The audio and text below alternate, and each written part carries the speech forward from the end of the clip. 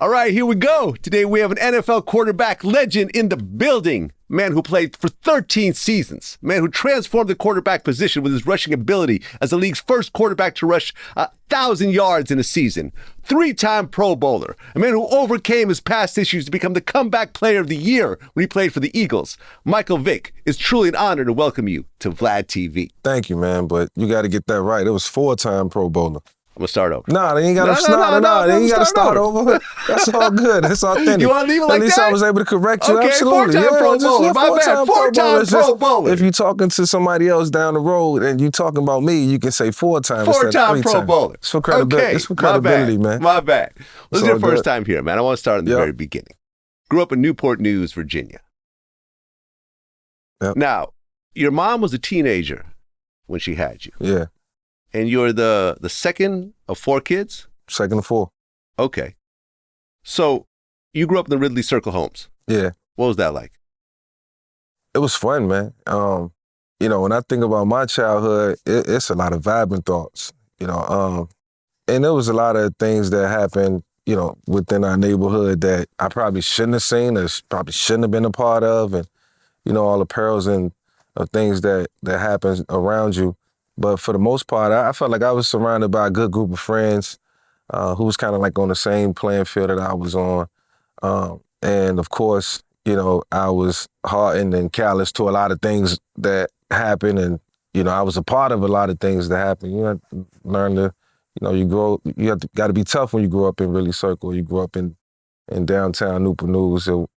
So, you know, that was just a part of my life. And I'm glad I got to experience Ridley Circle because it helped shape and mold me in a lot of different ways. Okay, you guys would call Newport News Newport Nam, like Vietnam. Yeah. Or the bottom. Yeah. Why did you get that name? It was just a lot going on. I think, you know, reputation is everything. And it was, I guess, you know, from people who ever visited or heard about Newport News knew that it was a place where, you know, it's a lot of violence, you know. And so, you know, it's funny, when I first got to college, one of my good friends now, his name is Jermaine, the first thing he said when he introduced himself to me, because he was from New York, he was like, yeah, I heard where you from is called, you know, Newport News, bad news, but they call it Newport Nam. And it was kind of a little joke, and it kind of like kicked off our relationship. But me leaving home for the first time and hearing that, it kind of, you know, justified that where I came from, you know, the things that I heard and seen, people already, you know, they already knew. I mean, you personally, what do you think was the most violent thing that you saw growing up? The most violent thing I seen, probably was seeing a dead cab driver who had been shot. Wow. It was pretty traumatic, you know, as I think I was 11. Damn. And, you know, it was early in the morning, and everybody was outside, you know, it was kind of the panic in the neighborhood. And I just remember a lady saying, don't look, don't look. And I looked. I had to. You know what I'm saying? It was weird. It was weird. It like haunted me for like 4 months. Like I could just, it was weird. But yeah, man, like I say, those type of things made me, you know, even as a young man, a young kid, you know, I hope one day that my kids don't have to grow up and see the things that I see. Yeah. Go through the things that I go through. Hopefully, you know, I can do something with my life. Now, your mom and dad's relationship was tumultuous. Yeah, it was up in there. Your dad had a drug problem? Yeah, my dad, he had his own share issues. My dad, he was a man. You know, he was a man first, and, you know, I respect it. You know, me and him got a great relationship to this day because I understand him. You know, part of a lot of things I try to understand in life now is like the why of certain things, why it happened, why it didn't happen, why it should have happened, could have happened, and we'll just try to break it down like that. But, you know, for the most part, Pops protected me. He made sure that, you know, I had principles, and, you know, the one thing he didn't want to see out of me was me not being taken advantage of within the neighborhood. So he was super overprotective, and I appreciated that part. I kind of feel like characteristic with my kids now. Well, I remember you said that your mom and dad had an abusive relationship. And then you end up having actual fist fights with your dad because of what he was doing to your mom sometimes. Yeah, I won't talk about what my mom and dad went through because it's personal. It's definitely gonna let my dad speak to, some of the things he felt like he could have corrected in his life through a documentary that I'll be putting out, down the road. And so, I think for the both of them, it made them better people to this day. My dad continuously is working on himself. But yeah, me and my dad, like, we had some fist fights and I'm pretty sure he respected the fact that, I stood up for what I believed in at the time. And it wasn't just always centered around my mom. I grew up away from the house and I was out on my own a lot and with my friends a lot and learning how to, be, a young man, so to speak. Mm-hmm. So sometimes I would come in the house with a little more bravado than I was supposed to have. And sometimes I got checked at the door. It was all good. Okay. It was fun. So when did your dad actually start teaching you football? My dad, I don't really think he taught me football. My dad I remember him throwing me a football one day, and I remember it because the football was real flat, and I hated it. And it was like a cheap football that we had got for Christmas. And everybody else had these nice, tight little footballs that was compact and you can throw. I was like, I want one of those. And my football was real big and long. And maybe it was all him and my mom could afford. But, I just remember him telling me, put the ball in the other hand and try to throw it that hand because that's not the hand you're supposed to throw with. And I'm like, I'm stronger with this hand. So we just had a little back and forth for like months over that. And then he just kind of left me alone about it because I hate throwing it. I like running it, catching it. As a kid, I like doing it all. I sit and watch football all day when I was 8 years old. And so I was infatuated with it through me and my grandmother's relationship and her affinity for the Washington Redskins at the time, Commanders now. Okay, and you got the nickname Bullet back in the day. Yeah. When you were a little kid, because you would run so fast. I mean, I was faster than, I did a lot as a kid. I was really strong.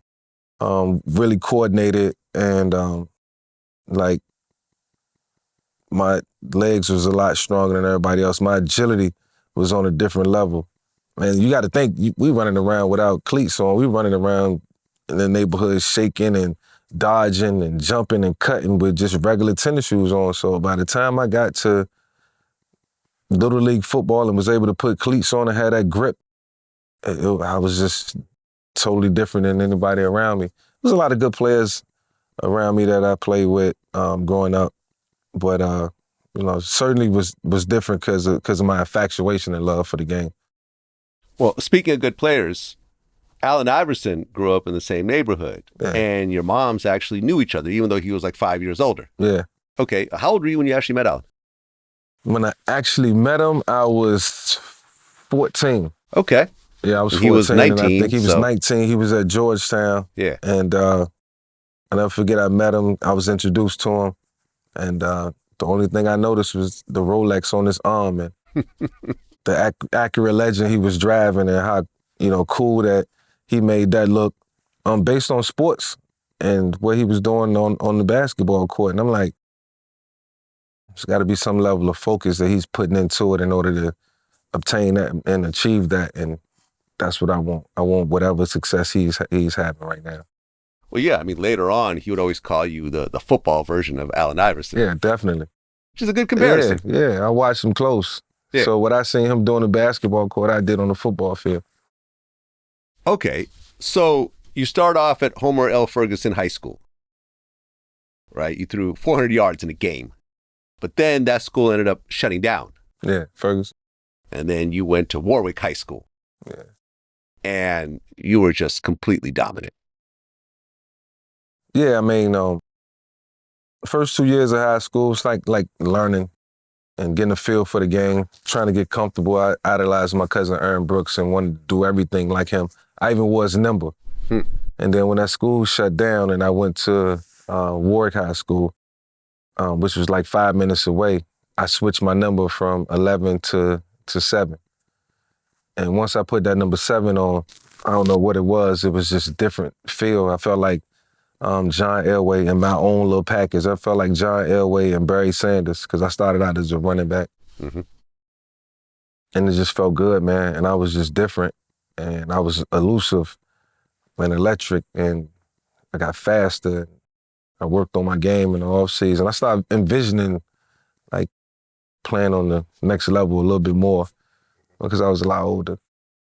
Well, yeah, I mean, as a senior, you had one game where you ran for 6 touchdowns and threw 3 touchdowns. Yeah. That's insane. I had some moments, man. The team probably wasn't that good. Probably took advantage of somebody, but hey, you got to have a stat game.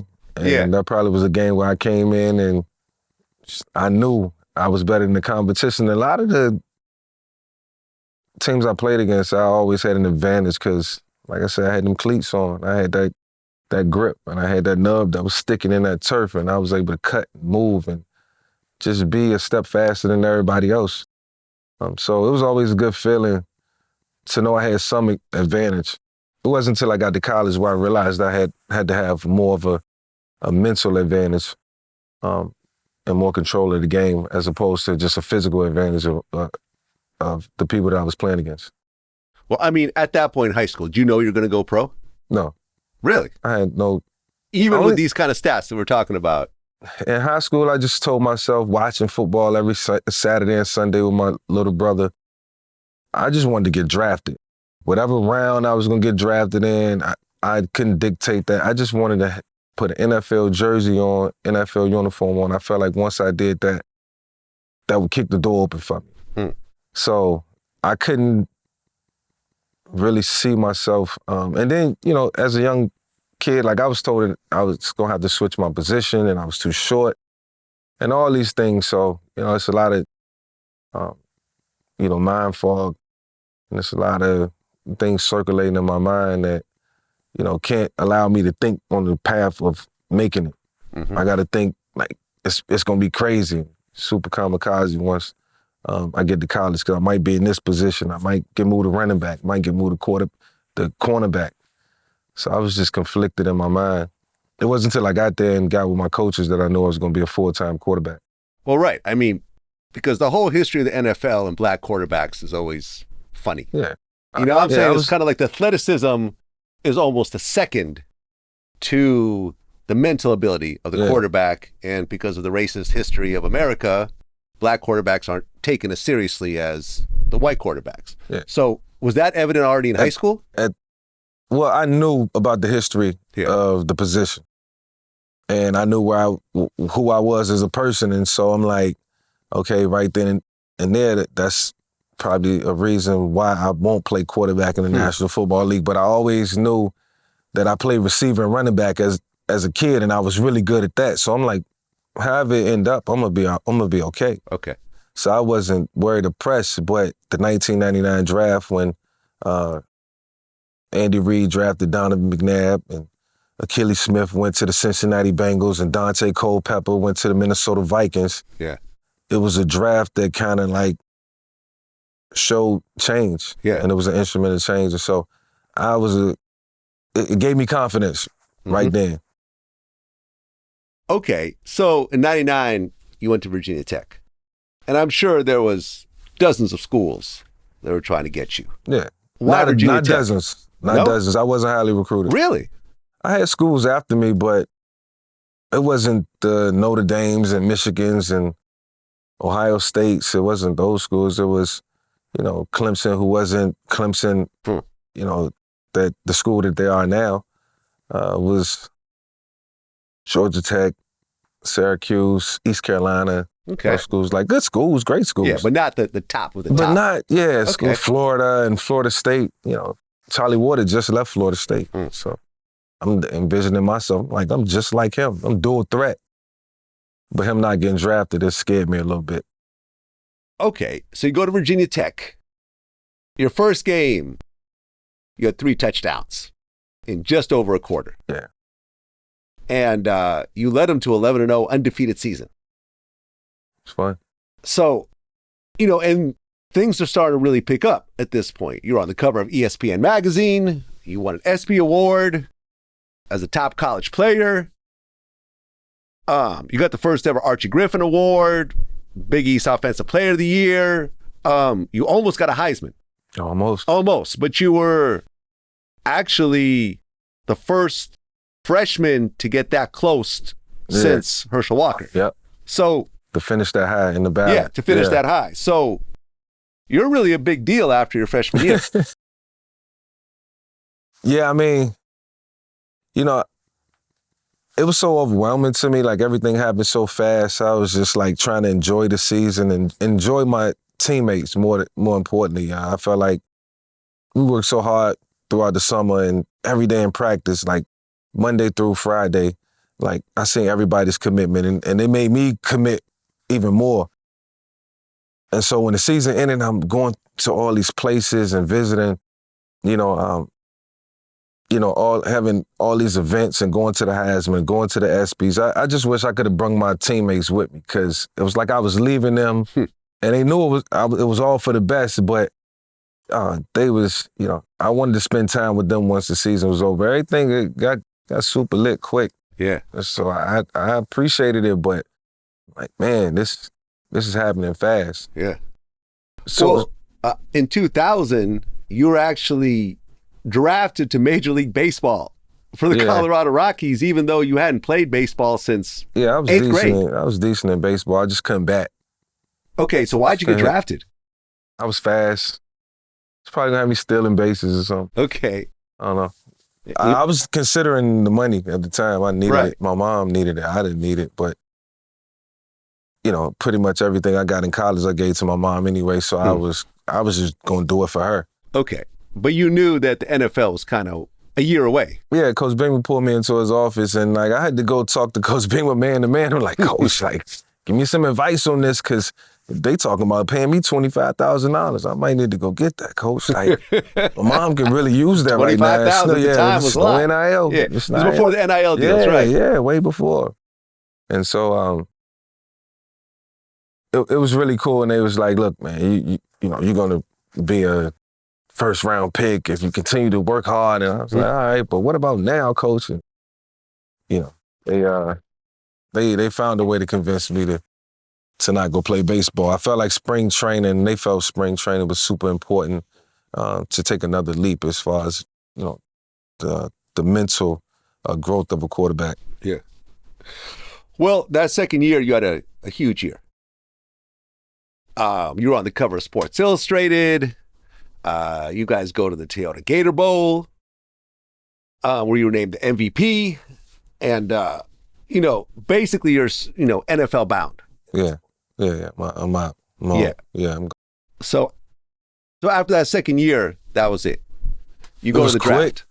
It was quick, man. Did you consider staying an extra year or no? Yeah, I considered. I didn't want to leave my teammates. I just got established on campus, just moved off campus, got my own apartment, go to class, and then go to practice, and then I got the rest of the day. I got my own car. I'm living good. I'm chilling. I didn't really want to leave my guys, man. I was so committed and devoted to winning the national championship. It seemed like that was just our goal. That's all we talked about. And so now you get millions of dollars thrown in your face. And, it was a lot of the guys around me, a lot of my good friends I'm still cool with to this day, who pushed me to go to the NFL. Like, bro, you won't get an opportunity like this ever again, maybe. And it was like, look, you might go chase a championship next year. And I had 2 ankle sprains back-to-back, missed games in back-to-back seasons. So had to consider the injury aspect of it. And, they convinced me to go too. Okay, so you go to the combine and you run a 40-yard dash in 4.33. And actually your record is 4.25. Yeah.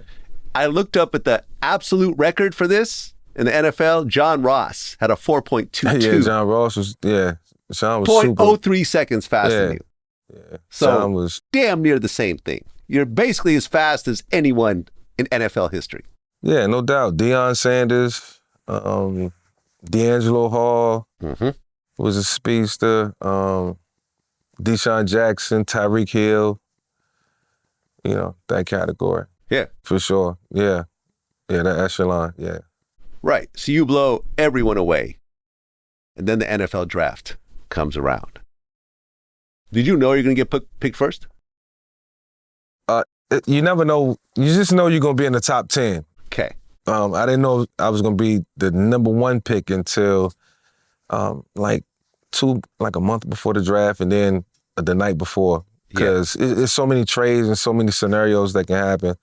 But when it happened, we was so appreciative of, the sacrifices over the years. Everything. Being a 8-year-old kid who spent all his Saturdays and Sundays watching football and playing it out in the neighborhood. Finally accomplished his dream. Well, yeah, you're the first black quarterback to be the number 1 pick in the history really cool. of the NFL. That's really something cool. no one could ever take away. Yeah. You were the very first. And as we talked about the whole racist history of the NFL, where black quarterbacks aren't taken seriously, you broke that glass ceiling forever. Yeah, I was afraid. I was afraid 3 years prior that I was going to get my position changed, that I wasn't going to hold up as a quarterback. And, it was my coaches who made me believe. I was the 1999 draft, and Andy Reid taking Donovan McNabb, who looked like me, who I played like, emulated. It was my favorite. And 3 years later, it just showed the growth of the NFL in a sense. And so I was super proud of that. In that moment, just as proud as I was to be the first African-American quarterback to be drafted number 1. Mm-hmm. The Atlanta Falcons. Was that the team you wanted to go to at the time? No, but I'm glad I ended up there. Where did you want to go? Well, I was supposed to go to San Diego. They had the first pick. The Chargers had the number switched, 1 draft pick. And so they swapped the night before the draft. I was thankful to go there because I knew it was going to be an easy commute for my family to come see me play. My mom being in the stands was extremely important to me. So now I'm thinking about the flights to San Diego and my sisters. And, it started to tally up. It was a lot of money that, it was on the expense sheet. Even as a draftee, you got to be conscious and cognizant of those type of things. And I just, I was thankful that God, only sent me 500 miles away instead of, 5,000 miles away, 2,500 or whatever it is. Well, your first deal was 6 years, $62 million. Yeah, with $11 million signing bonus. Yes. How does that feel from a kid growing up in the projects? Everyone's struggling up until this point. Up until, even with all the college stuff, you're still struggling up until this point. And suddenly you are worth 8 digits.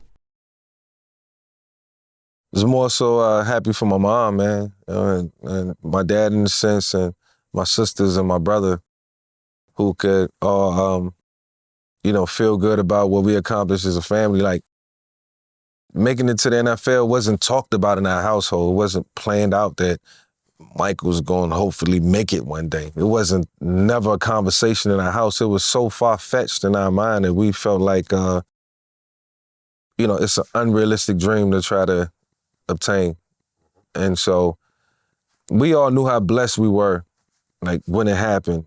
And so, I bought my mom a house, bought my aunts and all my cousins that I was close to cars, and I was able to give them money and just get everybody life started and give them a subtle opportunity to, move forward in life and not be, financially stressed, to be financially free. Well, yeah, you moved 6 of your friends from back home to Atlanta? I didn't move them. We all left together. Okay, but you were supporting them financially. We supported one another. I mean, got millions of dollars. I don't know what you call it. I don't know if we call it me supporting them. I never felt like I supported anybody. I gave. I gave. I was a real, genuine person with my money, and I had enough of it. And we all struggled together. We fought together. We laughed together. We cried together. We lost friends together. We all, was a tight-knit group. And so we just tried to, be just like any other group of friends, close-knit, stick together. I mean, is this sort of a Newport News thing? Because Allen Iverson kind of had the same thing going on. He would always have a big crew from back home with him. Man, You got a crew. He Yeah, got a crew. but I You got a crew. don't financially support him though. Yeah, well, I mean, back you 20 years old, it might have been different. You had a couple $1 million. No, you might look at it different. You know what I'm saying? You and your boys, y'all had a lick. It's like walking in that back room and you broke and you find $20 million and you found it. They was outside. You ain't gonna give them nothing. You're not gonna give him a dime. You ain't gonna, he got a kids and he trying to get an apartment. You're not gonna help him when you got a pocket full of money. It's a tough situation. No, it's not a tough situation. I don't think it's a tough situation. I've dealt with it. I've dealt with friends and it's always. I don't think it's tough. It's always, they're your best friends until the one time you tell them no. That's the truth. And then it turns very, very ugly very quick. Cool. I didn't have to tell them no on a lot of occasions and they didn't have to tell me no. Okay. And I knew at the end of the day, with anything, a majority of them had my back in any situation. So it's a respect level, man. Like, I don't value a dollar, you know. I value, loyalty, I value respect, character. Well, that first year, you got a solid start. Sure. But that second year, I feel, is when things started to really turn around for me. Really turn around. Yeah. You actually had the NFL record for the most rushing yards by a quarterback in a single game, 173. Yeah. Colin Kaepernick broke it later on. All records are made to be broken. Mm-hmm. You also had a streak of 177 passes without an interception. Yeah, I was careful with the football. Meticulous on where I threw it, for sure. And Falcons had a good year. They made it to the playoffs, but they got stopped. How did you feel about that second season? I felt like I matured a lot from the first season. A good friend of mine, Dre Black, came to me my rookie year and told me, make sure you're in the playbook. Dre was playing for, who was Dre with? Detroit Lions, I think. St. Louis. And so, he came to me. He was like, man, just make sure you stay in your playbook. And, we from the same place. We from, 757. And so he came and told me that night, and I dove into the playbook. And by the time the end of the season was near, I felt really good about, playing in year 2. I was comfortable. I understood the offense. I understood what needed to be done on a consistent basis in order to win games. And I was in control. And so, we went far. We went to, I want to say, the divisional round of the playoffs and faced Philadelphia that year. Mm-hmm. And was able to face Andy Reid and Donovan, and that was fun. And the great Jim Johnson defense. And, without having to face them, I probably would have had a ring by now. Well, back then. Yeah. Not by now. So 2002, your second year, you actually made the Pro Bowl. Yeah. How did it feel to be with the all-time greats in the league at that time? Yeah, it was a moment when they called my name and, I knew I was on the cusp of making it, but, you're always competing against the guys that's in the same conference around you and Mark Bolger, Brent Favre, all the guys who was favorites. To make the Pro Bowl, I had to beat them out, and I felt like I did enough. I was, in the MVP race for a while, and so to make the Pro Bowl that year, it was, it was a fraction of the success that I had that year, but I was certainly so appreciative that, I got, that milestone at an early age. Well, that next year you made the Pro Bowl again. And that's when you signed your 9-year, $130 million extension. Yeah. How did that feel? I mean, because look, your first million is always mind-blowing for everyone, right? But when you're talking about $130 million, that's a whole different hemisphere. Yeah, $36 million after the signing bonus, fully guaranteed. $36 million guaranteed, $130 million over 9 years. Yeah, but Atlanta was fully committed.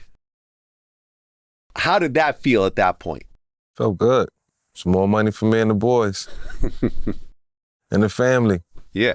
Yeah, we celebrated. We appreciated it. Honored it, valued it, and certainly protected it. I made sure I protected it, for sure.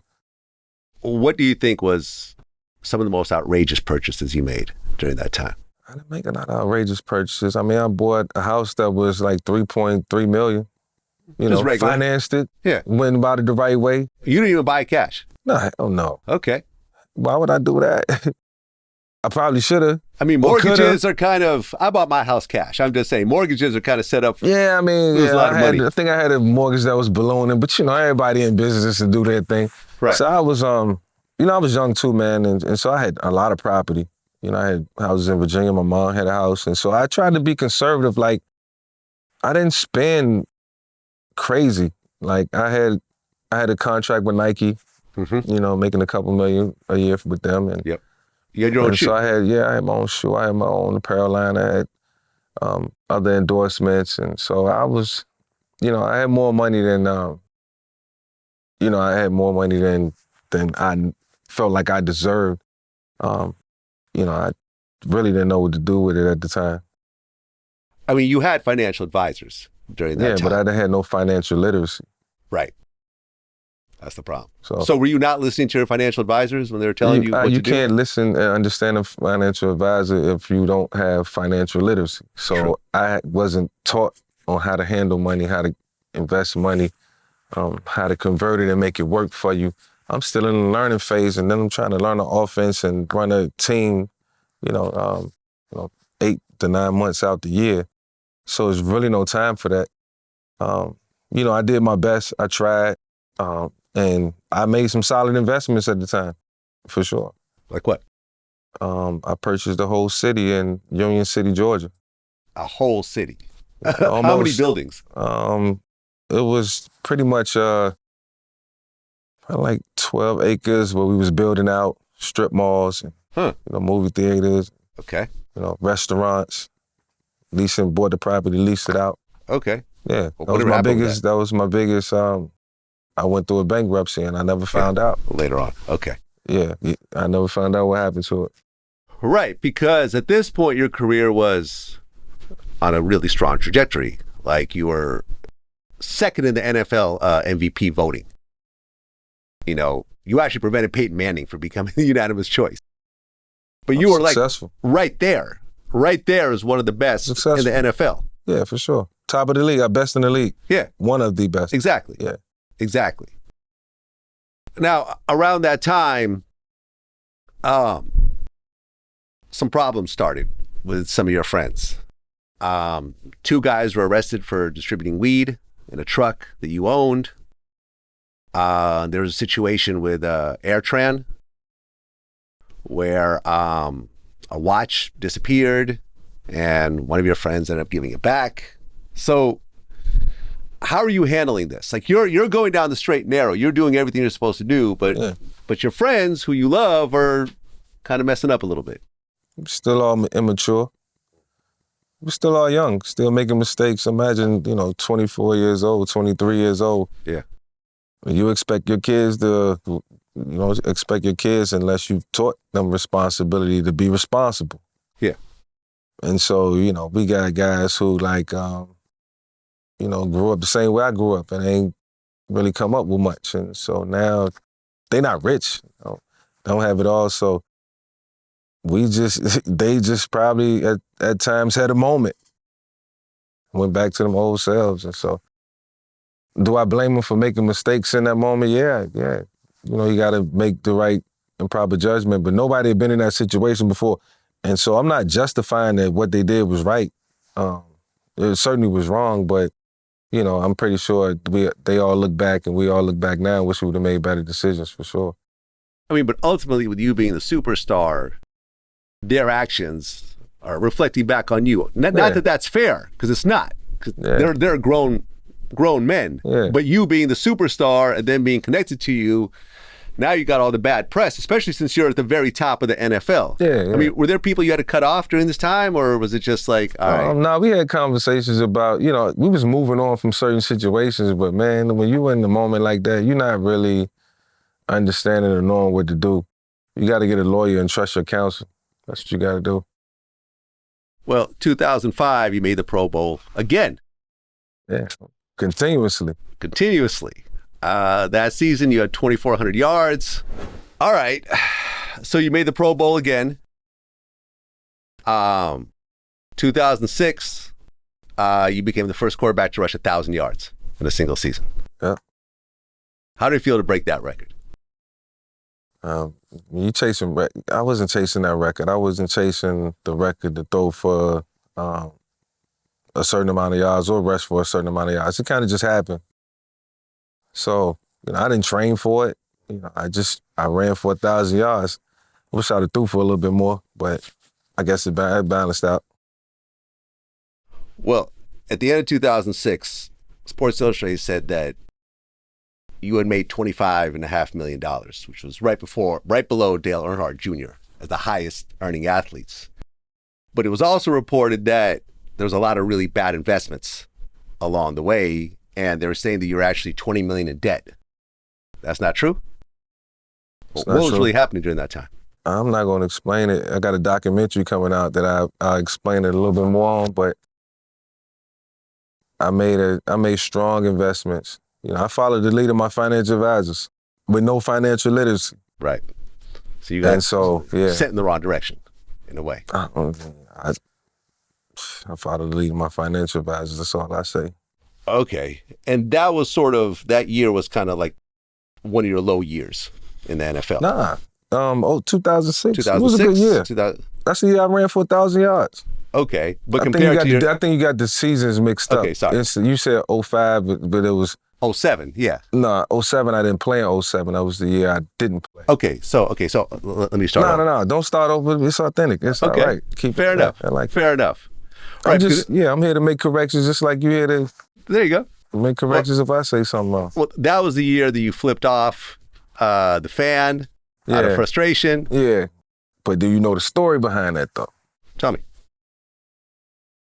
It was a New Orleans Saints fan, not an Atlanta Falcons fan. It was an Atlanta fan. I knew that. Yeah, that's just okay. Right. But then everyone I just wanted to clear that up. Everyone came down hard on you. Of course. Okay. Well, that next year, 2007, you had a house on Moonlight Road in Virginia. Yeah. And you had a bunch of your friends that were staying there. Your wife had mentioned in the 30 for 30 that she felt there were a lot of bad apples in your circle. And she tried to warn you, but you felt that those were your friends and so forth. And in fact, someone from law enforcement actually warned you that, hey, they're watching your house, there are state troopers around the house, but you didn't feel any type of way about it. No. Well, then your cousin, Devon Brody, got arrested, and that triggered an investigation, and they found a whole dogfighting operation at your house. Now, originally, the state didn't want to prosecute, so you felt like, okay, it's just going to blow over. But then the feds... That wasn't what I was told. What happened? Man, I hate reliving that. That was a long time ago. But, what happened, man. We all tried to become better people from that situation, that's all. Okay. Well, ultimately, you and 3 other people were charged. And the other 3 guys that were your friends, they ended up turning against you? Testifying against you? I don't know what happened in those interrogation rooms. I just know I was being interrogated. And, I just felt like it was important to be honest and tell the truth on things that I did. And, I don't know what was said in them other rooms. I don't know what happened. I just know, I got it sentenced for interstate commerce. Right. Now, originally it was just supposed to be just probation, a slap on the wrist. But then the judge ended up going hard on you and gave you 23 months. Yeah. When you heard that, how'd you feel? It was fair. It was fair. I did some things while I was on pretrial that I shouldn't have done. They're still making excuses and still thinking that, I could do things that people wouldn't pay attention to or I would get away with. And so, it was all made public too, but at the end of the day, sometimes you still think you above the law when you're not above the law. And that's what happened. So, yeah, when he gave me when he handed down the sentence, I did rock a little bit. I was, whoa. But I'd already spent like a month in prison, so I was like just already like conditioning for what was to come. And so, it was just more time than I expected, for sure. Well, yeah, because the Falcons dropped you. Yeah, And I would have dropped me too. What's that? I said, I would have dropped me too. Yeah. And then all types of money problems start happening. Banks start suing you. This money here was owed. This money here was owed. Millions here, millions there, 20 million here, 10 million there. And ultimately, you had to file for bankruptcy. Yeah. How did it feel to be the $100 million man who's now filing for bankruptcy? Yeah, I was mad because I really felt like I was, a little taken advantage of while I was incarcerated. Like I said, I handed a certain advisor a certain amount of money, and that money could have cleared up everything. But, when people go missing and you don't hear from them, and then what am I to do? So, it was what it was. I was more upset that I got taken advantage of while I was incarcerated from people who I thought I could trust. But hey, people show their true colors, man. Yeah. Show their true colors. So now you're one of the top NFL guys in prison. You're carrying a sock with a lock in it because you don't know who's going to try to go for your head. Nah, it's just the unknown, man. Yeah. What would you do if you walked into a prison and you ain't know nobody? Same thing. What you gonna do? Same thing, because you don't know. Yeah, I feel you. All right. I feel you. And now you're actually having to clean floors and... But it wasn't as bad. No? No, I had good people around me. Okay. Like I wasn't, I'm a man first, man. So we all caught the vibes quick. Well, you ended up getting out in 2009. You did 21 months, another 2 months on house arrest.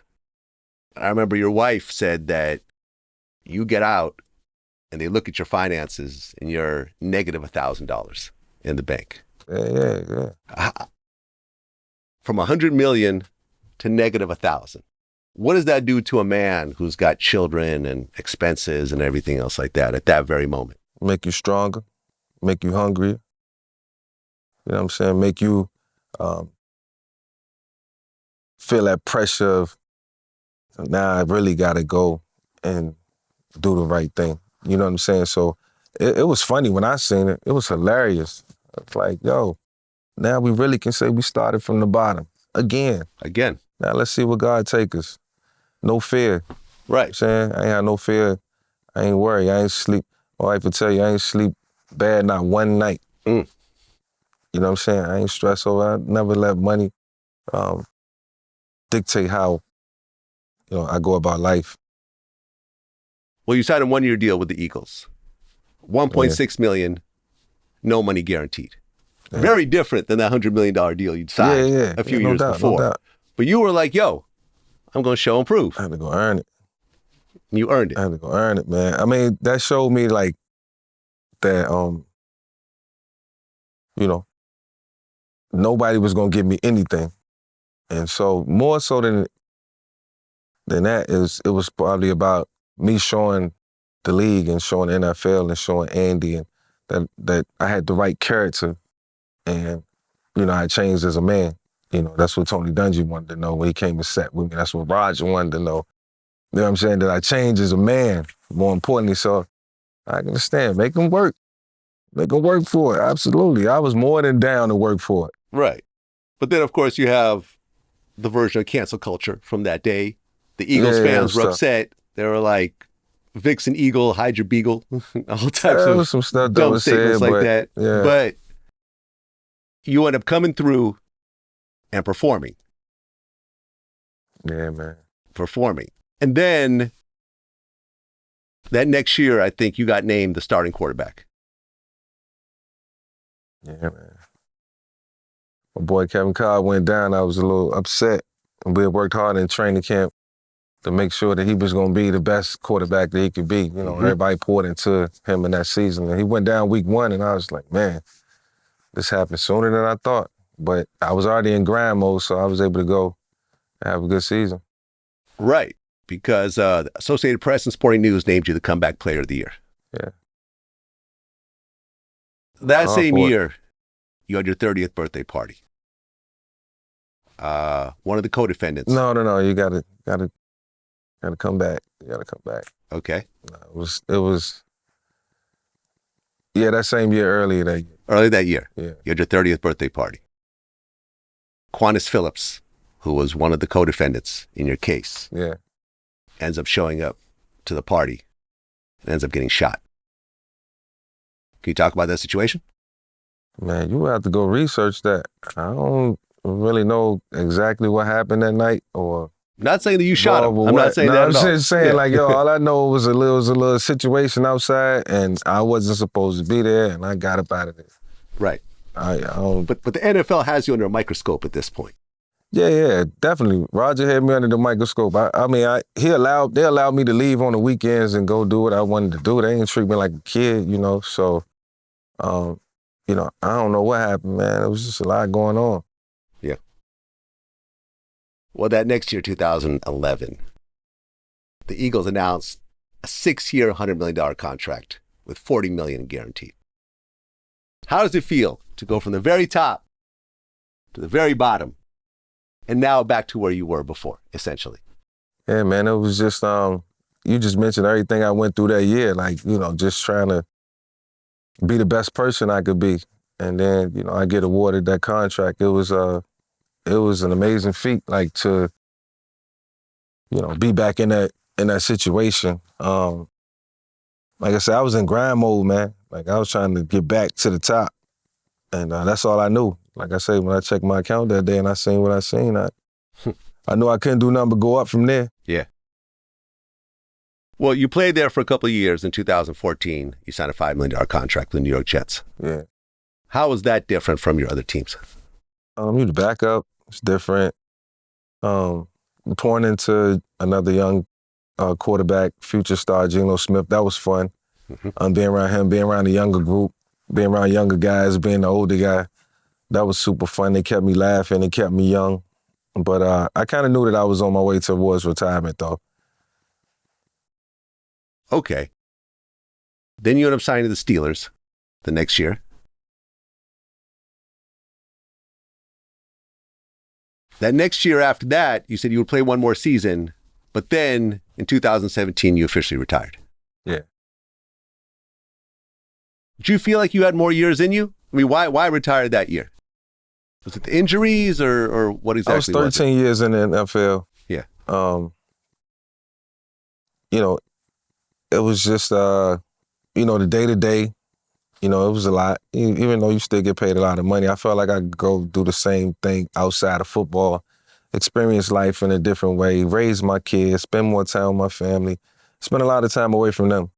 And seeing my kids grow up, watching them grow up, do the football. And I played football so they wouldn't have to. And so, yeah, I felt like it was just time to move on.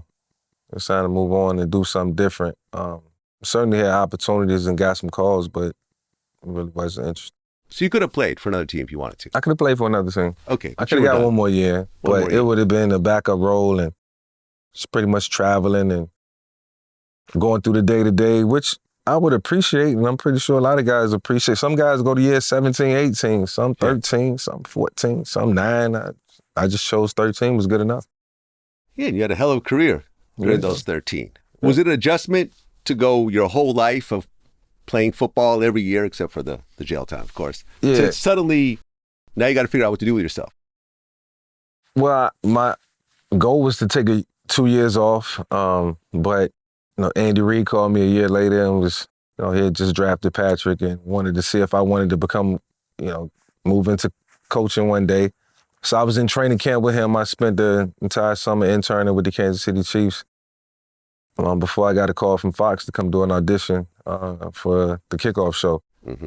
And so that was a super cool moment in my life. I didn't know TV was going to present itself with the opportunity to do TV, and it did. And so I was certainly thankful to come into that and then be able to work with the people that I work with. Man, it's been a great ride in that field too. Well, and you actually ended up doing a lot of work with animal organizations. Yeah. Since then, and people thought it was just a PR stunt, but you really took it seriously. Yeah. I mean, when you look at what you were ultimately convicted of, and I watched the 30 for 30, and where you grew up, dogfighting was just regular. No one cared. Cops would look the other way. All your friends did it. But when you look at what you all know my now, friends didn't do it though. All my friends. okay, but people in your neighborhood No, did it. not. Yeah, it was. Yeah, it was People in the going neighborhood. on. I'm not saying it's your friends, but people in your neighborhood did it. It wasn't considered a big deal. But now, when you're 40-something years old and you went through what you went through, and you understand the seriousness of it, and you've given back, how do you feel about that whole situation? I feel like everything happens for a reason in life, and you know, I really feel like you know, I want to do more in terms of helping change laws. I've already went to Congress and helped pass some laws, but it really was no law for dog fighting within itself. So I still think that's something that needs to be paid attention to. Now you got the Spectating Act, and I don't know if if you've seen, you know, the laws that we passed. Yeah. But And you helped pass those laws. yeah, for sure. But you know, I was sentenced for interstate commerce, so I was always like conflicting in my mind, like, felt like, you know, just had to find something. But it was okay. It was cool, man. I understand how it go. I understand how things work sometimes. You know, sometimes life ain't fair. But if I'd have knew, I probably would have, you know, stayed away from everything. These are laws, and you can't do that. But it wasn't. So it is what it is. Became a better person behind it and helped raise a lot of awareness to animal welfare. I mean, the group of friends that you had during the time, you know, the NFL kind of looked down on it. They would call them the posse, and, you know, your coach would sometimes talk to some of your friends about, hey, you got to look out for Michael Vick and so forth. Do you still have that same group of friends, or did you have to separate after a while? I still got some of those friends, man. Some guys are like around and some guys aren't for certain reasons. And, you know, try to connect and be on the same page with people who, like, I'm on the same parallel with, and, you know, value the same things I value. And so, yeah, I mean, it's a good group that I'm around now, and, you know, definitely more conscious of day-to-day decisions and judgment now, you know, so definitely a different realm of life. So what's coming up next for you? We got a lot, man. Got some documentaries about to come out. Right, you have a documentary about the evolution of black quarterbacks. Well, that's not the title of it, but, you know, it's centered around changing the game, black quarterbacks, mobile quarterbacks, dual threat quarterbacks, and, you know, how we got to this day where we see guys like Patrick and Lamar and, you know, Jalen Hurts, and, you know, really dominating the game now. And so, you know, now we're in the point and in a position where if you don't run the football as a quarterback, you probably won't make it. You better pull it down 3 or 4 times a game. So just paying homage to that and how far the NFL has come, giving them a lot of credit for, you know, general managers, owners, taking a stance and believing in us and giving us opportunity. So that got my own project I'm working on, about to drop V7 apparel, got a new shoe coming this year, the Vic 6 coming this year. So a lot of good things, man, I'm excited about. Okay.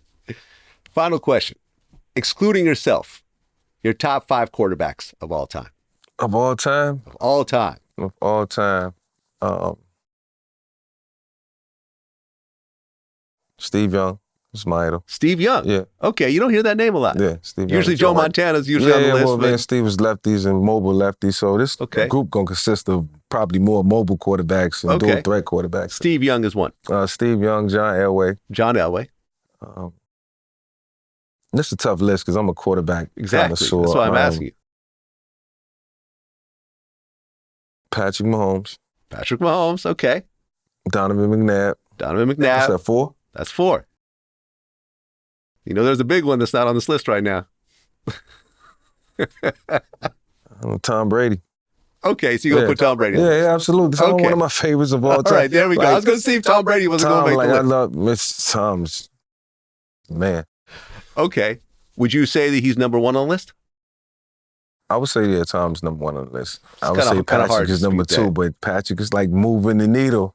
Yeah? But so you think Patrick might actually surpass him at some point? I wouldn't say that. I don't know. Who knows? I know Patrick is going for a 3rd. Yeah. That's all I know right now. Okay. You get that 3rd one, he only, 4 rings away, and he still got, another 10 years to play? Probably, yeah, unless he gets injured. Yeah? Yeah. Who do you think's winning the Super Bowl this year?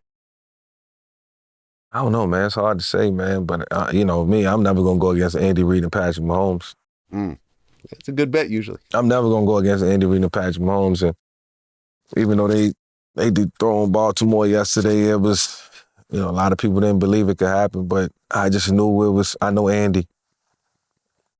I know how he approached things. I know how he approached aggressive defenses. And I know what our concept was coming in when we played against other quarterbacks that was like me, or if we played a quarterback that, I knew the whole scheme of the game yesterday.